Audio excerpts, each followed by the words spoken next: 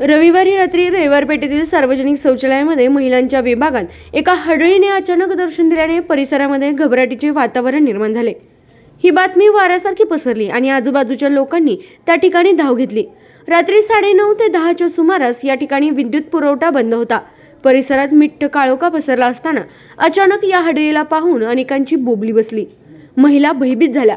परिसरातील नागरिकांनी बॅटरी घेऊन या ठिकाणी पाहणी केली असता कोणीतरी खोडसाळपणा करून कपड्याच्या दुकानात शोकेसमध्ये ठेवण्यात येणारा महिलांचा पुतळा आणून त्यास चादर घालून शौचालयात ठेवलेले आढळून आले आणि घाबरलेल्या लोकांनी सुटकेचा निश्वास सोडला। मात्र असा खोडसाळपणा करून नागरिकांना भयभीत करणाऱ्यांवर पोलिसांनी कारवाई करावी व त्यास चांगला धडा शिकवावा अशी मागणी परिसरातील महिला व नागरिकांकडून केली जात आहे।